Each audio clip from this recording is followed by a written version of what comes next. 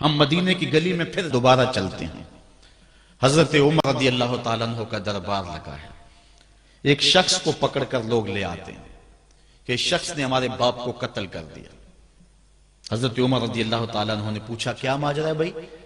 اس نے کہا جی واقعی میں ان کے باپ کا قاتل ہوں، لیکن میں نے قصداً قتل نہیں کیا. ہوا یہ کہ میں ایک مسافر ہوں، جا رہا تھا، راستے کے اندر سبز چراگاہ تھی، میرا اونٹ بھوکا تھا، اس چراگاہ میں داخل ہو گیا. اس کے بوڑھے باپ نے پتھر اٹھایا اور میرے اونٹ کو مارا، اس کی آنکھ نکل گئی.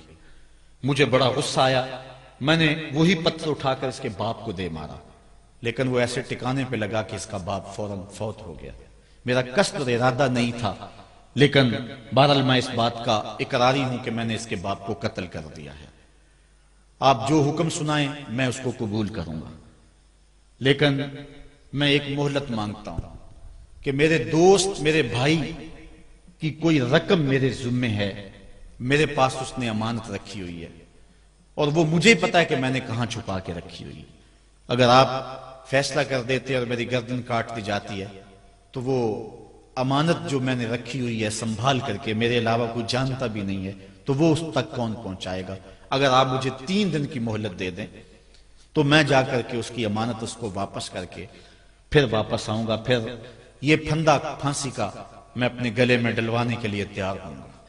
حضرت عمر رضی اللہ تعالیٰ عنہ نے فرمایا کہ کوئی شخص تیری ضمانت دے دے تو ہم تجھے چھٹی دینے کے لیے تیار ہیں. اس نے دائیں بائیں دیکھا، پورے مدینے میں اس کا کوئی شناسہ ہی نہیں تھا، واقف ہی نہیں تھا، ایک اجنبی شخص تھا.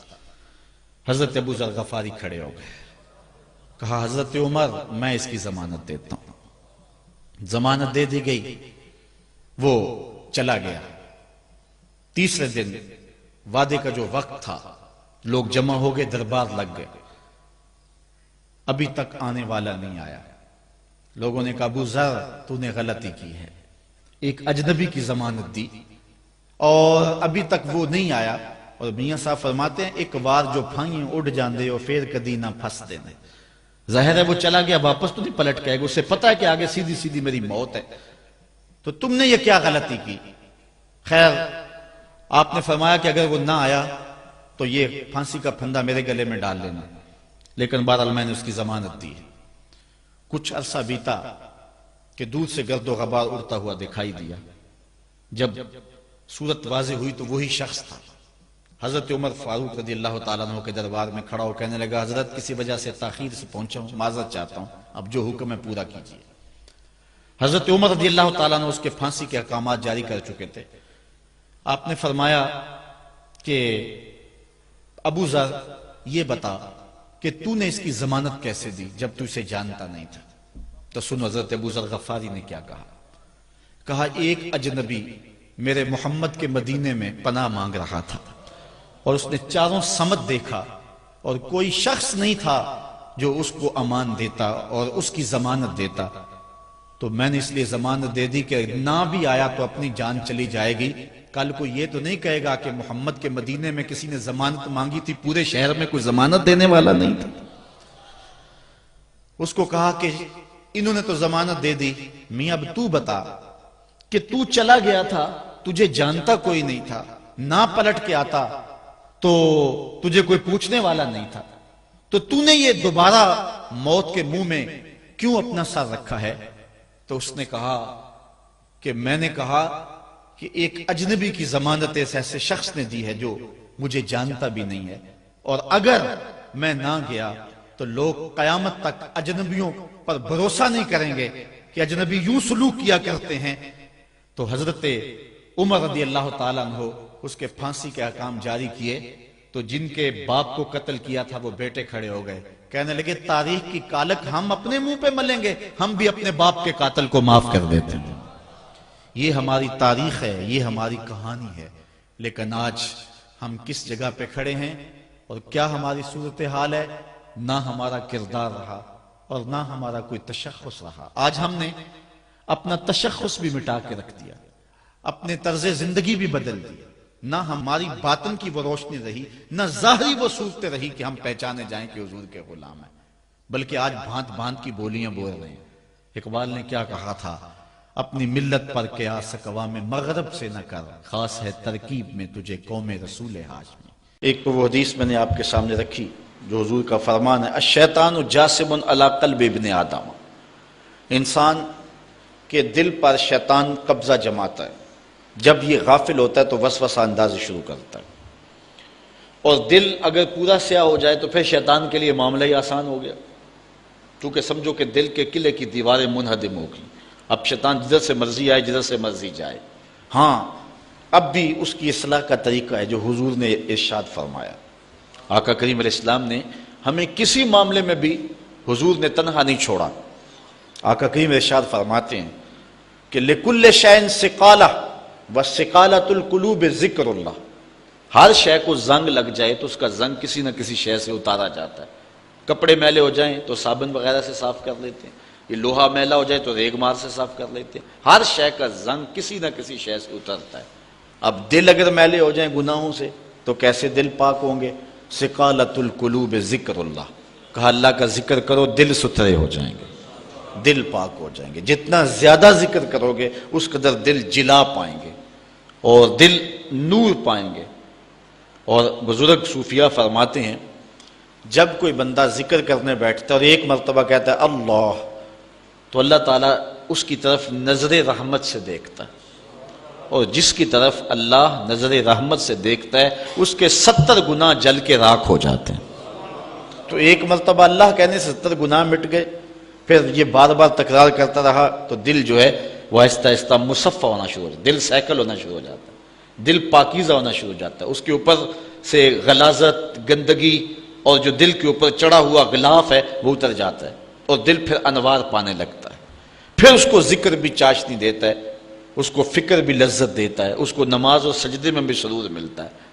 جب دل پر نور نہ ہو تو پھر شکایت یہ ہوتی ہے نماز پڑھتے ہیں سرور نہیں ملتا، نیک عمل کرتے ہیں لطف نہیں آتا۔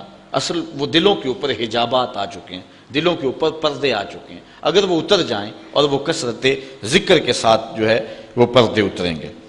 اب دل 4 طرح کے ہیں، القلوب اربع، دل 4 طرح کے ہیں۔ ایک دل قلب اجرد فیہ سراج یظہر، ایک مومن کا دل وہ بالکل ایسے ہوتا ہے جس طرح چراغ روشن ہوتا ہے، اور مومن کے پاس جو بیٹھے اللہ اس کے دل کو بھی نور کر دیتا ہے، چونکہ دلوں سے نور کی شعائیں نکلتی ہیں۔ کسی زمانے میں لوگ اس بات کو نہیں مانتے تھے جو عقل والے تھے، لیکن اس زمانے کے اندر موجودہ سائنس نے اسیری لہروں کو تسلیم کیا ہے، اور وہ کہتے ہیں کہ جو شخص نیک ہے اس کے بدن سے وہ لہریں نکلتی ہیں، اچھے اخلاق والا، اچھے کردار والا، اور دوسرے پر وہ مرتب ہوتی ہیں، اور جو بدکار ہے، برا شخص ہے، اس کے بدن سے وہ لہریں نکلتی ہیں اور دوسرے پر مرتب ہوتی ہیں۔ اور حضور علیہ السلام نے صدیوں قبل یہ بات بتائی۔ حضور نے فرمایا اچھے آدمی کی صحبت ایسے ہے کحامل المسک، جس طرح کستوری والا شخص ہوتا ہے، عطار کی طرح ہے کہ اس کے پاس اگر آپ بیٹھیں تو خوشبو آتی رہے گی۔ فرمایا یا تو تمہیں دے گا تحفہ، یا تم اس سے خرید لو گے، یا نہ وہ تحفہ دے گا نہ تم خریدو گے، لیکن جب تک بیٹھو گے مشام جام معطر رہیں گے، اور گھر آؤ گے تو لباس میں خوشبو بسی ہوئی ہوگی۔ اس لیے اچھے بندے کی صحبت کو حضور نے جو ہے وہ کستوری والے عطار سے حضور نے تشبیہ دی، اور جو برا شخص ہے اس کی مثال حضور علیہ السلام نے بھٹی والے سے مثال دی کہ جو شخص بھٹی والے شخص کے پاس بیٹھے گا یا تو کچھ چنگاری اڑے گی اور اس کے جسم اور کپڑوں کو جلا دے گی، اور اگر چنگاری اڑ کے اس کے بدن کو نہ بھی جلائے تو جتنی دیر بیٹھا رہے گا اس کی بدبو، اس کا دھواں اس کے لیے پریشانی کا باعث رہے گا۔ اس لیے اچھے آدمی کی صحبت کو اختیار کرنے کا حکم دیا۔ ہمارے مشائخ نقشبندیہ کا طریقہ یہ ہے، وہ کہتے ہیں کہ اچھے آدمی کی صحبت میں جا کے بیٹھ جاؤ، نہ تم کوئی بات کرو نہ وہ کوئی بات کرے، اس کے باوجود بھی من میں روشنیاں ہوں گی، من میں اجالے اتریں گے۔ اللہ اکبر۔ وہ میاں صاحب نے کہا تھا نا، چنگے بندے دی صحبت یارو جویں دکان اتاراں، سودا پاویں مول نہ لئیے ہلے آن ہزاراں۔ تے برے بندے دی صحبت یارو جویں دکان لوہاراں، تے کپڑے پاویں کنج کنج بئیے چنکاں پین ہزاراں۔ تو اب جل جانے کا اندیشہ بہر صورت موجود ہے۔ تو اس لیے آج دنیا جو ہے وہ اسیری لہروں کو مانتی ہے۔ میں اس کی سادہ مثال آپ کو دینا چاہتا ہوں کہ کسی کے بدن سے اسیری لہریں نکلنا تو دور کی بات ہے، کسی شخص کے تذکرے سے اس کے اثرات مرتب ہوتے ہیں۔ مثال کے طور پہ اگر آپ کے کسی دیرینہ اور پیارے دوست کا تذکرہ چھیڑ دیں، گفتگو کر دیں، تو اس سے طبیعت میں خوشی پیدا ہوگی کہ نہیں ہوگی؟ آپ حشاش بشاش ہو جائیں گے۔ لیکن کسی غلط آدمی کا جس سے آپ کو نفرت ہو، اس کی بات چھیڑ دیں، طبیعت میں گھٹن پیدا ہوگی کہ نہیں ہوگی؟ اگر گندگی کے ڈھیر کی بات کوئی چھیڑ دے، طبیعت میں گھٹن پیدا ہوگی کہ نہیں ہوگی؟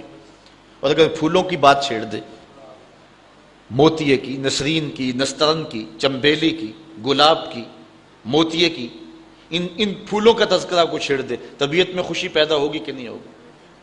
یہ ایک فطری بات ہے۔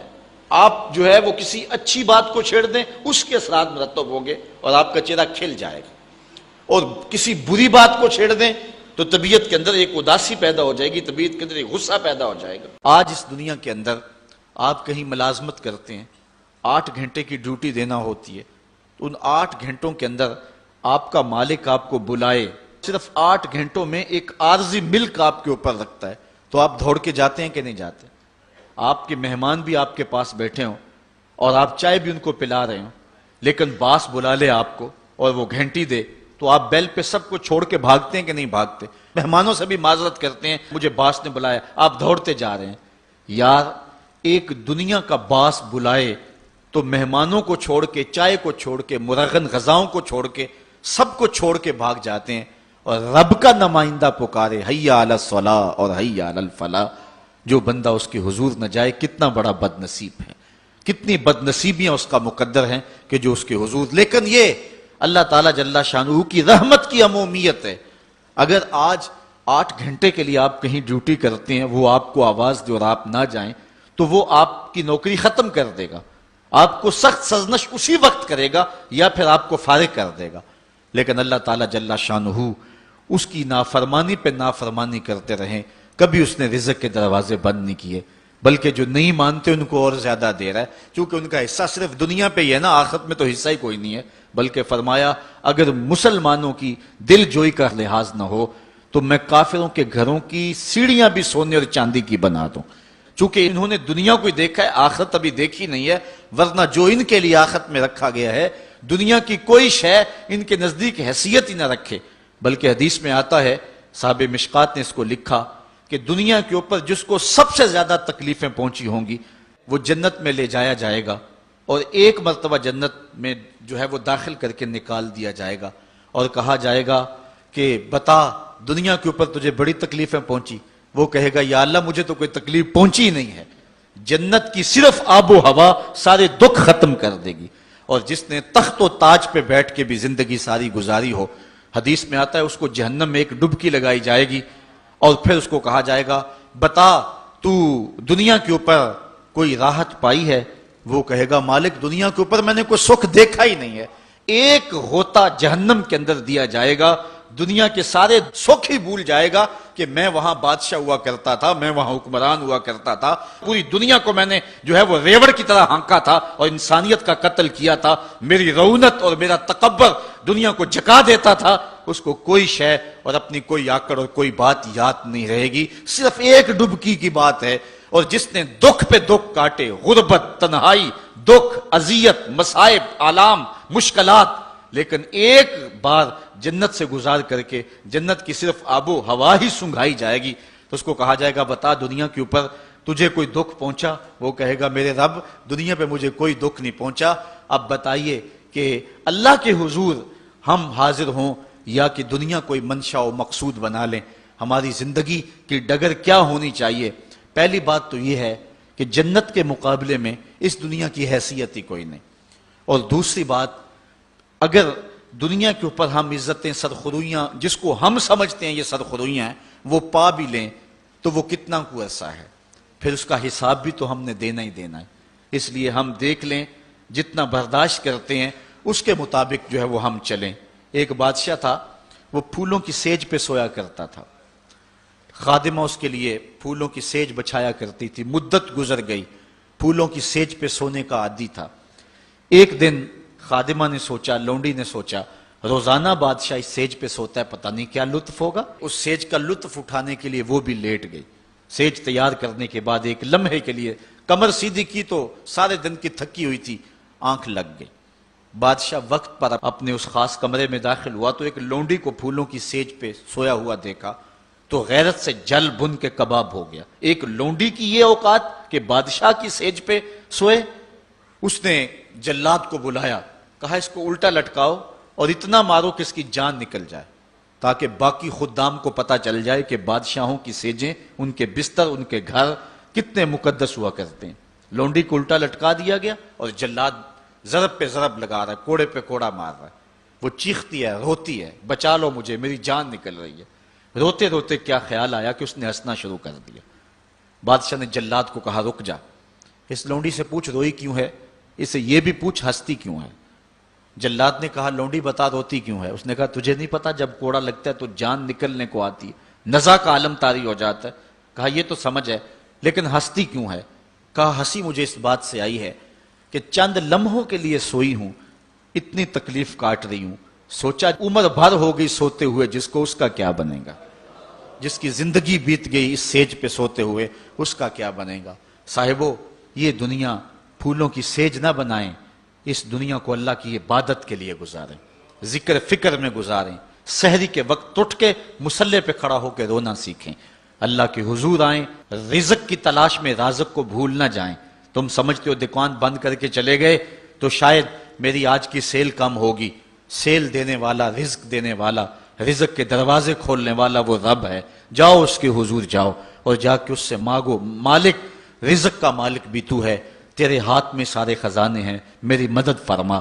دیکھنا کہ رحمتوں کے کس طرح دروازے کھلتے ہیں اور جو تمہیں ملتا ہے اس میں برکت کتنی ہوتی ہے۔